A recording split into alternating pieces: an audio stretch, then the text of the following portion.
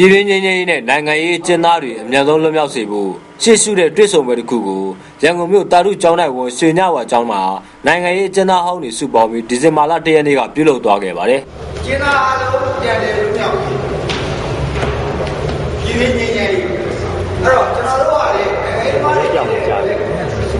ကျင်းသားတို့နိုင်ငံရေးကျင်းသားအားလုံးပြန်လည်လွတ်မြောက်ရေးရိုးသားပြန်လည်လွတ်မြောက်ရေးအတွက်အချက်ဆိုပြီးကျွန်တော်တို့ဒီမှာရှိတဲ့နိုင်ငံရေးကျင်းသားအားလုံးဟောင်းတွေအားလုံးနိုင်ငံရေးကျင်းသားစုပေါင်း100လောက်တက်ရောက်လာတဲ့ဒီဆွေးနွေးပွဲကိုမနက်10:00နာရီကနေနေ့လယ်10:00နာရီအထိကျင်းပပြုလုပ်သွားခဲ့တာဖြစ်ပါတယ်။အဲဒီလိုဆွေးနွေးရမှာနိုင်ငံရေးကျင်းသားဟောင်းများဆိုင်ရာရဝန်တစ်ခုပေါ်ပေါက်လာစေဖို့အတွက်အချက်၄ချက်ပါဆုံးဖြတ်ချက်တွေကိုချမှတ်ခဲ့ကြတယ်လို့သိရပါတယ်။အဲဒီအချက်တွေကတော့နိုင်ငံရေးကျင်းသားဟောင်းများအချင်းချင်းရိုင်းမဲကူညီရေးနိုင်ငံရေးကျင်းသားများအားလုံးချွတ်ညက်မရှိပြန်လည်လွတ်မြောက်လာရေးတိုင်းဒေသဒေသတွေမှာဖြစ်ပေါ်နေတဲ့စစ်ပွဲတွေကိုရပ်ဆိုင်းပြီးအတိတ်ပဲပြေဝသောပြည်တွင်းငြိမ်းချမ်းရေးဖော်ဆောင်နိုင်ရေးနဲ့မြမလူအဖွဲ့အစည်းအတွင်းလူမှုအကျိုးပြုလုပ်ငန်းတွေကိုကူညီဆောင်ရွက်ပေးနိုင်ရေးလို့ဖြစ်ပါတယ်။ကျွန်တော်တို့က3လတစ်ချိန်တော့၎င်း4လတစ်ချိန်တော့၎င်းဒီလူတွေထဲကနေပြီးတော့အလှည့်ကျဥဆောင်နိုင်မဲ့လူလေးတွေကိုအလှည့်ကျလူကြီးပဲဖြစ်လူငယ်ပဲဖြစ်ဖြစ်ရွေးပြီးတော့ကျွန်တော်တို့ဟိုလောက်သွားမယ်တောင်းယူမယ်ပေါ့ဗျာဒါဒီပါလဲဆိုတော့ဥက္ကဋ္ဌတွေတွင်းမှုတွေမဟုတ်ပေါ့ဒီ3လကိုဒီလူတွေဥဆောင်နေတယ်ဒီလူတွေနဲ့ပဲဆက်သွယ်ဆောင်ရွက်ကြမယ်သိချင်ဒီလူတွေကိုမေးမယ်ဒီလူတွေကနေတော့ working committee လေးဖွဲ့ပြီးတော့အဲ့ဒီလူတွေ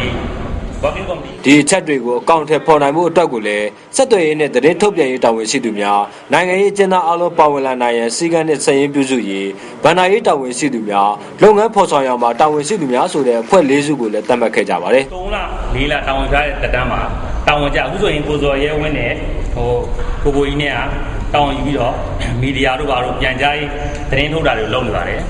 အဲ့ကြရင်လည်းနောက်2ယောက်တွဲပြီးတောင်းပေးသွားမယ်